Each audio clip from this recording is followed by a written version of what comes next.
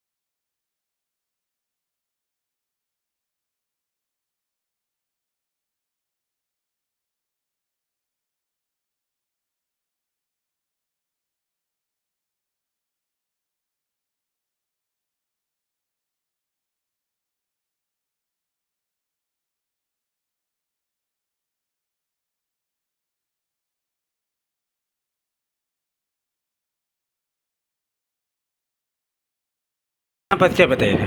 नमस्कार, मैं हरिंद्र उत्तर प्रदेश चालक यूनियन का उपाध्यक्ष। Uttar Pradesh auto rickshaw 3 wheeler चालक यूनियन के तरफ से आप लोग तरफ से 1 तारीख से अभियान चलाया गया था बारकोड के लेके या अवैध स्टैंड को लेके। इस पे क्या प्रक्रिया है आपकी, आप बताइए। देखिए, बारकोड को लेकर अभियान चलाया जा रहा है। एक बनारस में ऊंचे अधिकारी जैसे महान भाव बड़े बड़े सीपी सर, कमिश्नर, सबका आदेश है कि बिना बारकोड की गाड़ियां बनारस में न चलें। लेकिन कुछ जंतर मंतर वाले लोग हैं जो सीपी सर के आदेश का चेकिंग का अभियान चलने से पहले ही कुछ मैसेज आ जाते हैं कि कल अभियान चलेगा। उसके बाद ही आप देख लीजिए, बनारस में अगर 5% अगर गाड़ी जो बारकोड की है तो 25% गाड़ियाँ बिना बारकोड की हैं। ले लीजिए रिक्शा को, रिक्शा एक 2 नंबर रिक्शा है जिसको कैंट से सिगरा रथयात्रा गुरुबाग नहीं जाना है, उसके बाद भी दिन भर जाम लगाए रहते हैं। उसके बाद इनको ले जाए मड़ुआडी स्टेशन पर पीला लाल बारकोड अधिकांश मिलेंगे। इनके काशी जोन में लगभग 4 टीआई हैं।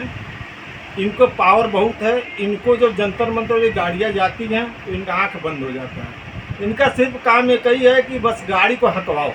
हम कह रहे बनारस में 5 या ऑटो रिक्शे हैं जो अगर खड़े नहीं होंगे तो सवारी कैसे भरेंगे। सिर्फ कैंट स्टेशन को ले लीजिए, सिगरा चौकी इंचार्ज द्वारा जो केवल गाड़ी को भगाया जाता है। हम कह रहे हैं बारकोड वाली गाड़ी अगर कैंट पे 50 नहीं 100 तो खड़ी हैं, अगर किनारे खड़ी हैं तो भर कर निकल जाएंगी। लेकिन यहाँ अगर 2000 गाड़ियाँ स्टेशन पर आ जाएंगी तो कहाँ खड़ी होंगी। इस पर क्यों नहीं कार्रवाई करते। टीआई बनारस के दरगज हैं, इनको दिखाई नहीं देता सिस्टम वाली गाड़ियाँ। और सबसे बड़ी समस्या है कि इतना जाम है कि सीपी सर के आदेश आने के बाद भी इनको मैसेज चला जाता है कल 11 से 2 चेकिंग होगा। ये गाड़ियाँ खड़ी कर देंगे। 2:10 में फिर गाड़ियाँ रोड पर जाम हो जा रही है। ट्रैफिक एसपी साहब कहते हैं कि हम अभियान चलवा रहे हैं। अरे क्या अभियान चला रहे हैं भाई। पूरा कैंट का हालत ये है कि रोडवेज से चले ये कैंट पर आने में आपको आधा घंटा लग जाएगा। उतना देर में पैदल 2 बार आदमी आएगा हो जाएगा। ये तो इनकी व्यवस्था है। जैसा कि आप जंतर मंतर की बात कर रहे हैं, वो कौन लोग हैं क्या? देखिए, नाम तो किसी को हम खुलकर बता नहीं सकता, इसलिए कि कार्रवाई पुलिस वालों को करना है। लेकिन पुलिस वालों से मैं सवाल करूंगा कि जंतर मंतर गाड़ियाँ चलती कैसे हैं बिना बारकोड। टीआई के वो कौन अधिकारी हैं जो इस तरीके का हरकत करते हैं? देखिए, टीआई के कौन अधिकारी है, मैंने कहा मैसेज आ जाता है, कौन चलाता है मैं नहीं बता सकता। क्योंकि जब अभियान चलेगा तो सारी गाड़ियाँ किनारे खड़ी हो जाएंगी। जो अभियान बंद होगा 10 मिनट बाद पूरा स्टेशन जाम हो जाएगा। आ जाइए गोदोलिया की बात करिए। एक इनका सोनारपुरा से एक टोकन लगा है, इनके 5-5 जवान लगे हुए हैं। इनके जवान ही केवल जो गाड़ी जो है बारकोड जो रहेगी वही गाड़ी गोदोलिया जाएगी। बकिया स्टिकर जो लगा है सिटी परमिट को वो गाड़ी नहीं जाएगी। ये क्या मतलब भाई। आप केवल सिटी परमिट को रोकने के लिए 4-4 5-5 सिपाही लगाएं। आप यहीं आ जाइए गुरुबाग पे, इनका बोर्ड लगा हुआ कि नो एंट्री है, लेकिन पूरा लक्सा जाम है। गाड़ी वहीं से घूम कर जाएगी, जो सीधे जाएगी उनसे मिल कर जाएगी। क्या मतलब इसका? जब जैसा कि पूर्व में भी देखा गया रहा, लंका हो चाहे बेनिया हो, कुछ जगह अवैध स्टैंड, अवैध पर्ची वसूली होती है। देखिए, बनारस में जब तक राजेश पांडे जी ट्रैफिक एसपी थे तब तक तो माहौल कुछ गर्म था, कुछ गाड़ियां कम चल रही थी, ट्रैफिक व्यवस्था चल रहा था। लेकिन जब से ट्रैफिक एसपी आए हैं, इनको कोई इससे मतलब नहीं। यूनियन परेशान है, स्पीकर लेकर चिल्लाती रहती है। ऑटो वाले हटाएंगे, फिर जो है पता नहीं कि सिस्टम वाली गाड़ियाँ कहेंगे हम रोडे पर ला देंगे, या तो ट्रैफिक एसपी आदेश कर दें कि यूनियन ही गाड़ी चेक करे, यूनियन ही चलवाए, तो यूनियन चलवाने के लिए तत्पर है। 1 तारीख से आप लोग का अभियान चलने वाला था, आज 1 तारीख है। ये मेरा जागरूकता आज के हाँ मेरा जागरूकता अभियान चल रहा है। मैं अपने जो टोकन वाली गाड़ियां हैं जो बना के चलने, अगर उसको मैं समझा रहा हूँ कि आप स्टैंड में लगाइए। लोगों वाली गाड़ी जो है, जो बारकोड मिला है ट्रैफिक एसपी द्वारा, उसको मैं समझा रहा हूँ, यही काम कर रहा हूँ। कुछ गाड़ियाँ लगा भी रही हैं, कुछ गाड़ियाँ सवाल भी उठा रही हैं। मैं बारकोड की गाड़ी लेकर अंदर लगा रहा हूँ, बिना बारकोड की गाड़ी स्टैंड की बाहर कैसे खड़ी, आप इसको अंदर करवाइए, इसको भगवाइए। अब यूनियन से नोक झोंक चल रही है, लोगों को समझाया जा रहा है। अभियान 3-4 दिन। तो इस तरीके का आप जनसंपर्क कहाँ कहाँ किए हैं आज तक? इस तरीके से जैसे अब कैंट पे किए हैं, भोजी भी गए थे, लंका पे भी गए थे, 3 जगह आज गए थे। अब ये चल रहा है, थोड़ी मोदी जी का प्रोग्राम भी है। भाई देश के प्रधानमंत्री हैं, यहाँ के संसद भी हैं, इसको लेकर के थोड़े आदमी बताया जा रहा है कि नहीं कल इधर मत जाना, इधर रास्ता जो है नो एंट्री लगाया गया है, कुछ बहुत कुछ समझाया गया है। और इसको लेकर के हम लोग जो है अगर नहीं मानते हैं तो इनसे ऊंचे अधिकारी से बात करेंगे। जैसे बनारस के जो हैं आपका आईजी जोन साहब हैं, कमिश्नर साहब, उनसे मिलेंगे, क्योंकि बनारस चलने लायक नहीं है। हमारे ड्राइवर भुखमरी के कतार पर खड़े हैं। प्रधानमंत्री का संसदीय क्षेत्र है ये, क्या कहना चाहते हैं अपनी तरीके से अपनी बातों को लेकर? और शासन प्रशासन से क्या गुहार लगाना चाहते हैं? प्रशासन से मेरा रिक्वेस्ट यही है कि भाई जो चलने वाली गाड़ियां जो जेन्युइन है, जिनको आपने बारकोड दिए हैं, उनको चलने दीजिए। बाकी जो जंतर मंतर की गाड़ियां हैं, कौन चलवा रहा है? अब प्रशासन है, अब जांच करवाइए, उनके खिलाफ मुकदमा दर्ज करिए। गाड़ियां कैसे चल रही हैं? कल आप लोग की एक बैठक हुई थी जिसमें 60 लाख का स्टैंड की बात उठी रही। देखिए, इसमें आ जाइए तो इस पर मैं मुद्दे पर बात करूंगा। देखिए, नगर निगम ने कुछ जगहों पर स्टैंड दिया है, लेकिन उनका व्यवस्था नहीं है। जैसे देख लीजिए, कैंट स्टेशन के सामने गनवे दिया हुआ है, उस गनवे में कई जगह कट नहीं है। फिर उस धूप में ड्राइवर खड़े होकर के सवारी भर रहे हैं, बेचारे जल रहे हैं। नगर के स्टैंड का मतलब है कि छज्जा होना चाहिए, पानी होना चाहिए। एक 63-64 नंबर के पास एक स्टैंड दिए हैं, जहाँ पुलिस वाले गाड़ी को खड़ा नहीं करने देते। इनको कृष्णा धर्मशाला के आगे उस धूप में तपाते हैं ट्रैफिक वाले, जबकि नगर निगम का स्टैंड नहीं है। चौकागढ़ आ जाइए, कोई नगर निगम स्टैंड नहीं है। उसके बाद ब्रेकिंग लगा के बीच चौराहे के नुक्कड़ तक ब्रेकिंग लगाया हुआ है ट्रैफिक विभाग। पांडेपुर को ले लीजिए, जिसका स्टैंड आपका लालपुर सट्टी के पास पूरा पांडेपुर चौराहा जाम है, लालपुर जाने वाला रास्ता। तो क्या करिए ट्रैफिक विभाग? जहाँ स्टैंड नहीं है नगर निगम, वहाँ ब्रेकिंग लगवा रही है, जहाँ स्टैंड है वहाँ से गाड़ी भगा रही है। अक्सर देखा जाता है कि या टोटो हो चाहे ऑटो हो चाहे जो भी चीज़ हो, अक्सर पुलिस प्रशासन द्वारा उनको हटाया बढ़ाया जाता है। एक कमियां ऑटो वाले में ये भी है कि बीच सड़क पे जो है सवारी भरते हैं, चाहे टोटो हो चाहे ऑटो हो। इस पे आप क्या कहना चाहते हैं? देखिए, किसी को शौक नहीं लगा कि बीच रोड पर सवारी को भरें और बीच रोड पर उतरवाएं और मैं किसी का गाली सुनूं या धक्का सुनूं। मजबूरियाँ ये है कि एक बैठक हुई थी जिसमें 60 लाख का स्टैंड की बात उठी रही। देखिए, इसमें आ जाइए तो इस पर मैं मुद्दे पर बात करूंगा। देखिए, नगर निगम ने कुछ जगहों पर स्टैंड दिया है, लेकिन उनका व्यवस्था नहीं है। जैसे देख लीजिए, कैंट स्टेशन के सामने गनवे दिया हुआ है, उस गनवे में कई जगह कट नहीं है। फिर उस धूप में ड्राइवर खड़े होकर के सवारी भर रहे हैं, बेचारे जल रहे हैं। नगर के स्टैंड का मतलब है कि छज्जा होना चाहिए, पानी होना चाहिए। एक 63-64 नंबर के पास एक स्टैंड दिए हैं, जहाँ पुलिस वाले गाड़ी को खड़ा नहीं करने देते। इनको कृष्णा धर्मशाला के आगे उस धूप में तपाते हैं ट्रैफिक वाले, जबकि नगर निगम का स्टैंड नहीं है। चौकागढ़ आ जाइए, कोई नगर निगम स्टैंड नहीं है। उसके बाद ब्रेकिंग लगा के बीच चौराहे के नुक्कड़ तक ब्रेकिंग लगाया हुआ है ट्रैफिक विभाग। पांडेपुर को ले लीजिए, जिसका स्टैंड आपका लालपुर सट्टी के पास पूरा पांडेपुर चौराहा जाम है, लालपुर जाने वाला रास्ता। तो क्या करिए ट्रैफिक विभाग? जहाँ स्टैंड नहीं है नगर में, वहाँ ब्रेकिंग लगवा रही है, जहाँ स्टैंड है वहाँ से गाड़ी भगा रही है। अक्सर देखा जाता है कि या टोटो हो चाहे ऑटो हो चाहे जो भी चीज़ हो, अक्सर पुलिस प्रशासन द्वारा उनको हटाया बढ़ाया जाता है।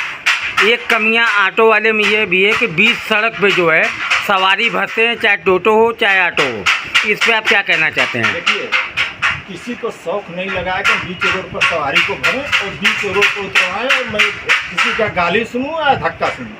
मजबूरियाँ ये है कि जो गाड़ियाँ अनथराइज हैं अगर उतनी गाड़ियाँ चले तो ड्राइवर कैंट स्टेशन से आगे कृष्णा धर्मशाला के आगे भी बाएं गाड़ी लगाएगा तो सवारी जाएंगी। लेकिन रोडवेज से लेकर कैंट के बीच में इतनी अवैध गाड़ियाँ हैं, एक सवारी प्रताप होटल से निकलेगा, ड्राइवर वहीं ब्रेक मार देगा, क्योंकि खाने बिना मर रहे हैं। इनकी अवैध गाड़ियाँ इतने हैं कि खाने बिना मर रहे हैं।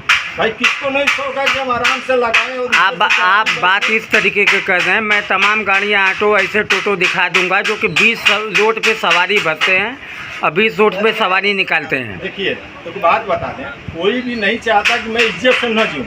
अगर ड्राइवर को अपने स्टैंड पर सवारी अगर मिल जाएगा तो एक एक सवारी क्यों उठाएगा? उनकी एक मजबूरियां हैं कि एक सवारी अगर नहीं उठाएंगे तो स्टैंड तक सवारी पहुंच नहीं पाएगी। इतने ऑटो हैं, इतने रिक्शा हैं। अब ये रिक्शा की बात कर लीजिए, राजेश पांडे जी थे, 2 नंबर रूट पर लिखा है कि गाड़ियाँ रोडवेज से अंदर जमीला दाऊ मठ होकर के जाएंगी, जो है बेनिया बाग, मैदागी, प्रताप होटल से बाइक हो जाएंगी। लेकिन यही प्रताप होटल, यही रोडवेज, ये गोलगड्डा से गाड़ियाँ सीधे कैंट आ रही हैं। ये रिक्शा पूरा जाम लगाए हुए देख लीजिए, प्रताप होटल से लेकर कृष्णा धर्मशाला के बीच में, जबकि इनका 2 नंबर टोकन पर लिखा है कि गाड़ी नहीं आएगी। आप एक बात बताइए कि ऑटो हो चाहे टोटो हो, वो सवारी किनारे बैठा भी तो सकते हैं और किनारे निकाल भी सकते हैं। देखिए सर, ऐसा क्यों? मैं एक मुद्दा बताया सर कि बनारस में जो इनके परमिशन वाली गाड़ियाँ हैं, अगर उतनी गाड़ी आज बारकोट की गाड़ी कैंट पर छाड़ दिया जाए तो मेरे ड्राइवर किनारे लगाकर खड़े रहेंगे, सवारी बैठेंगी, एक बार सेल मारेंगे, जाएंगे। इनको चिल्लाने के लिए कोई ज़रूरी नहीं कि चिल्लाएंगे, लेकिन सवारी न मिलने की वजह से रोडवेज से चलते हैं लंका एक सवारी बोलते बोलते कैंट स्टेशन आने में इनको 20 मिनट लगता है रोडवेज से कैंट। लेकिन क्यों चिल्लाते हैं? इनकी मजबूरियाँ हैं। क्योंकि अगर सारी सवारी, जैसे मैंने महानगर चलाया हूँ, बस चलाया हूँ, एक बार कैंट से बस खुलती थी तो अंधरापुर चौकाड़ ब्रेक लेकर गोलगड्डा जाती थी, सवारियाँ जा करके रोडवेज से कैंट पर आ जाती थी। आज के पोजीशन क्या है कि ऑटो सवारी खड़ी रही, ऑटो वाले सवारी को पूछता है, सवारी ऑटो को नहीं पूछती। इतनी गाड़ियाँ हैं कि ऑटो वाले सवारी को पूछता है कहाँ जाना है। तो समस्या ये है कि प्रशासन से निवेदन यही है कि गाड़ियाँ कम करें, जितनी क्षमता है उतना ही बनारस में। क्या आपको लगता है कि शहर में किस वजह से जाम लगती है, ऑटो से कि टोटो से? देखिए, टोटो रिक्शा की तो बातें निराला है भाई, उसमें तो ब्रेक है नहीं।